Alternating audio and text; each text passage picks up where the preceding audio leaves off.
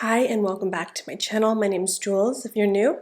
Today I'm going to be sharing my February favorites, and this is the first time I'm doing a monthly favorites, so I am really excited. I'm going to be covering makeup, skincare, hair care, along with any miscellaneous items that I have been using. Everything you see on my face I have used today and are part of my monthly favorites, so you will be seeing those snippets throughout the video.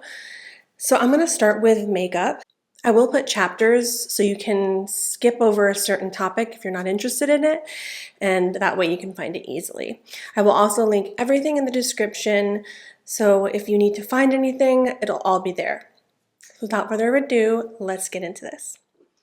The first thing I want to talk about is this Prime Skin by G Beauty. It's a tinted multi-primer. I have the shade 3, and this is a light buildable coverage with a soft blur finish. It evens skin tone, hydrates, and protects. It balances uneven skin tone, has hyaluronic acid, and you can apply this with a brush or your hands. I usually apply it with my hands, and I find that it's fine. It's just fine. I love using this under makeup because it provides me just a little bit of tint, and it really does blur your skin. So I do notice it evens out my skin before I go in with foundation or concealer, whatever I'm using that day.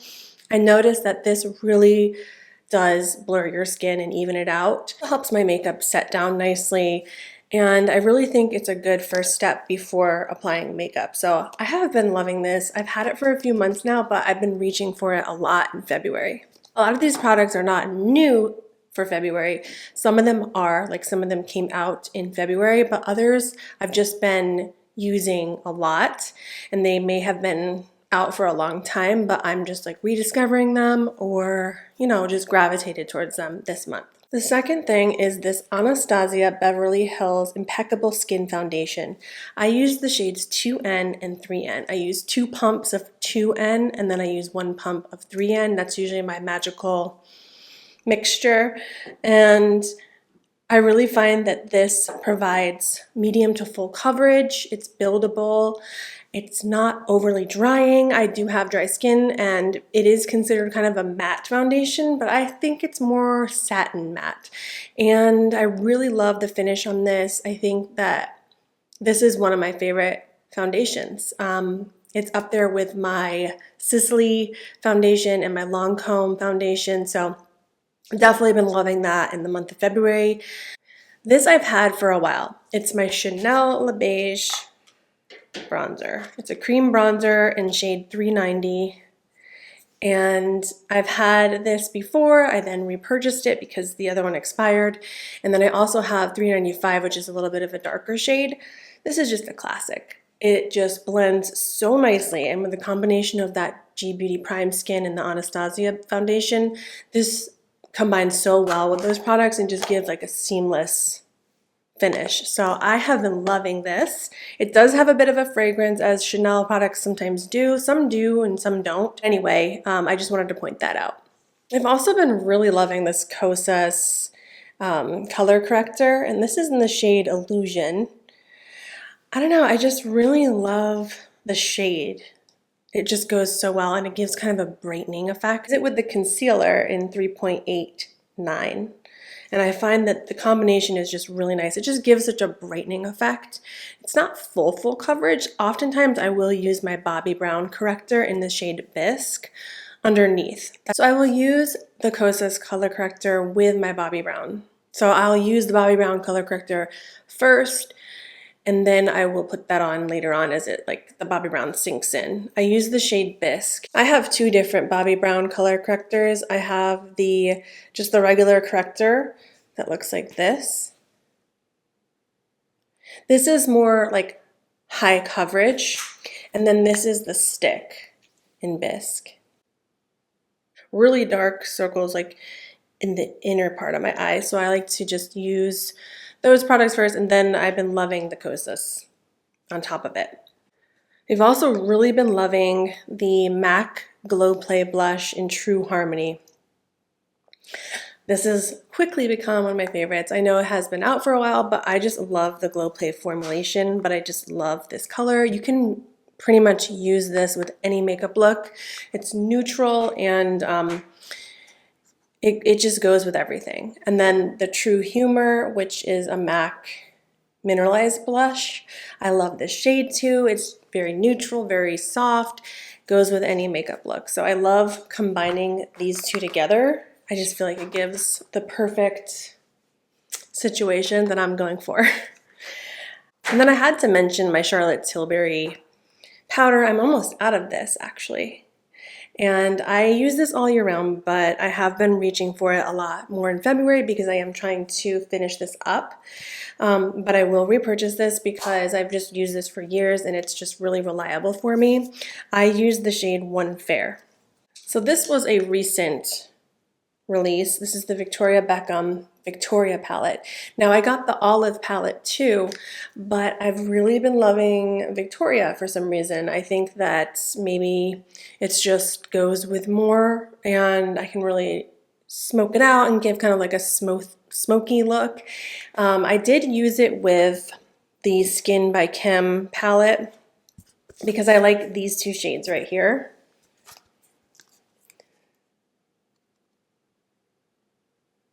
So what I did was I used the Victoria palette and then I used those two sparkle shades over, as you can see, and I have the B-roll for you to see that as well with me applying it.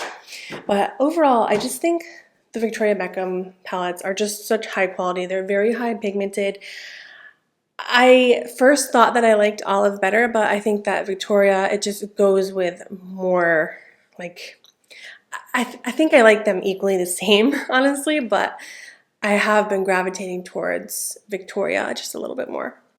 These are the Victoria Beckham contour styluses. I love these. I normally use them for my lips, but I use the shade Travertine for my nose. And I just love how precise you can get with these, and I love the shade of Travertine. I use Travertine and Maple for my lips sometimes, and I'll combine them. But I usually love Travertine on my nose. I also use it on my cheeks sometimes if I want like a subtle contour. Moving on, if you watch my videos, you know I am obsessed with the Swede Bright Satin Kohl eyeliner. I love this to tightline my bottom waterline. I already have it on, but I'm just putting more on to show you because I forgot to do a B-roll. And it just is the perfect shade. It's not like too stark.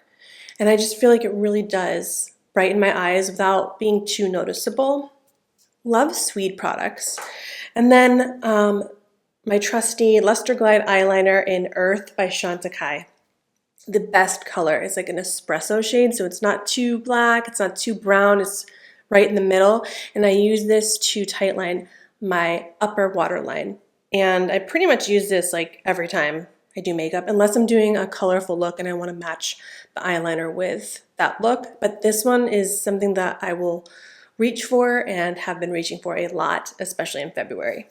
Okay, almost done with makeup. I'm just going to move into lips and loving the MAC lip liners, which I have for years, but my favorite one is Whirl, and I always reach for this one when I don't know what to wear because it just is like my lips, but better. It just, the shade of it matches me the best, personally.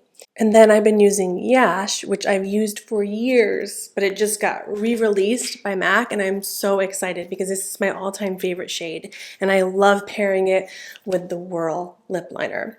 Okay, moving on to fragrance. So ever since my brain surgery, my nose has been a little wonky, and fragrance does not cooperate with me. But I do love my Miss Dior Blooming Bouquet.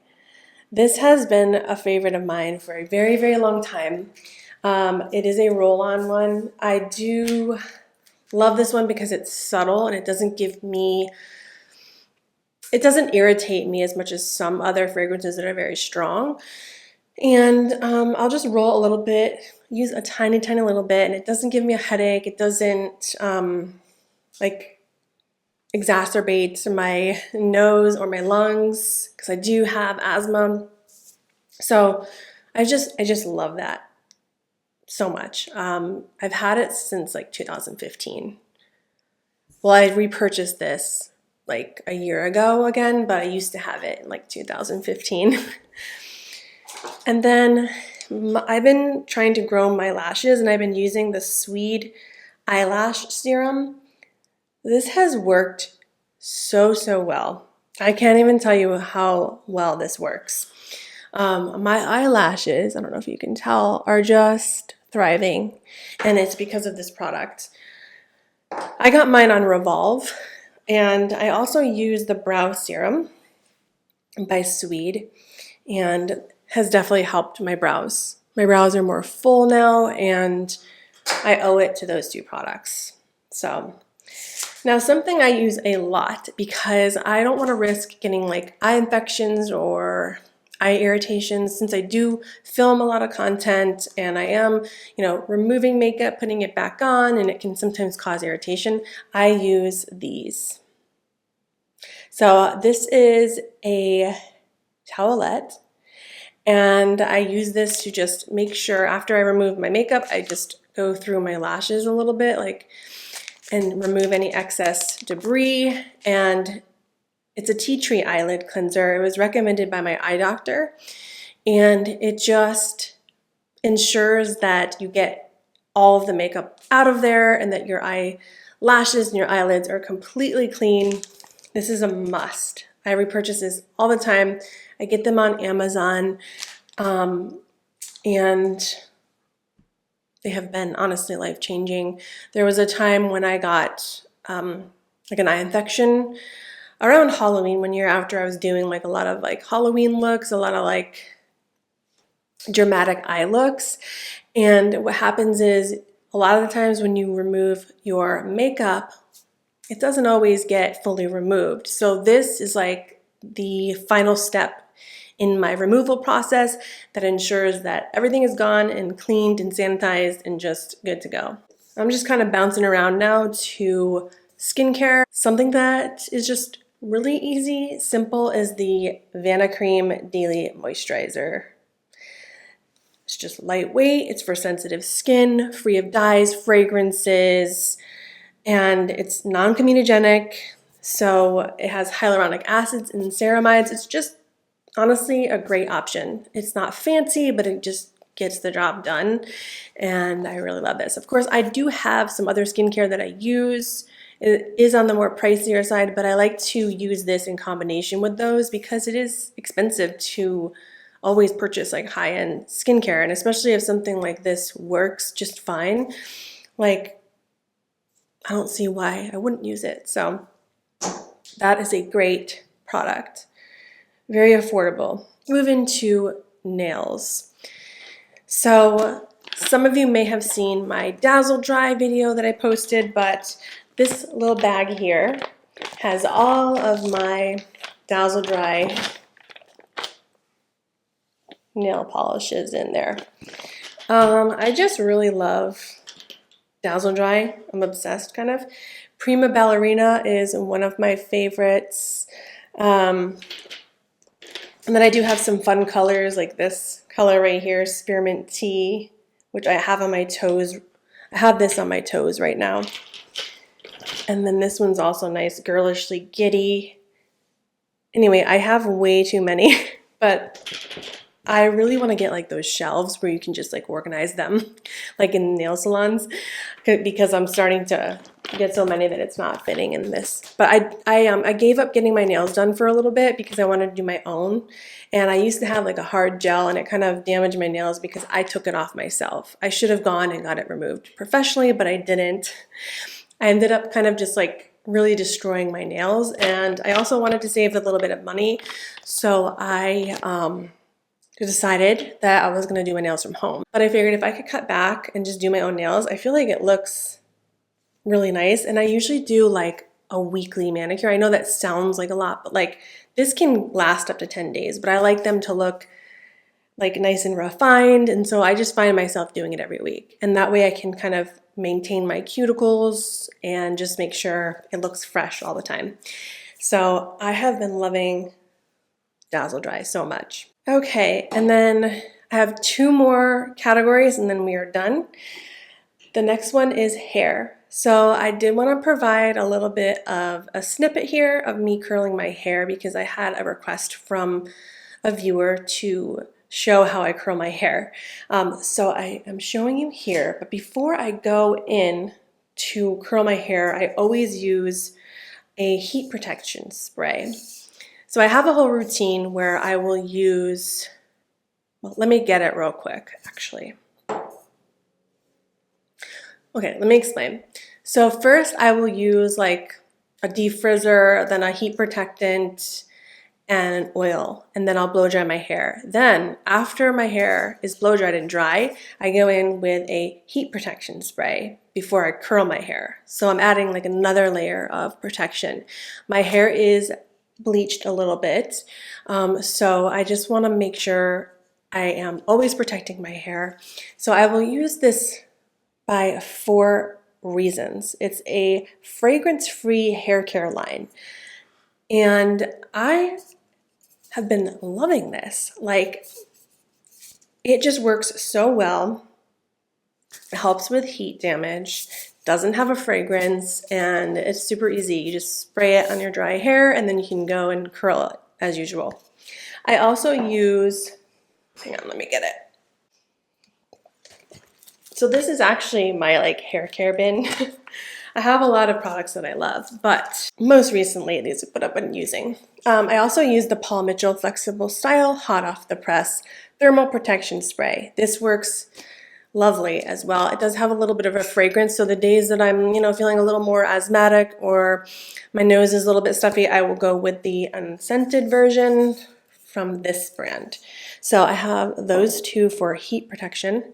And then I use a brand called GOLDIE LOCKS. So before I blow dry my hair, I use this smoothing cream. It's like an anti-frizz cream. And then I'll use the blow dry spray.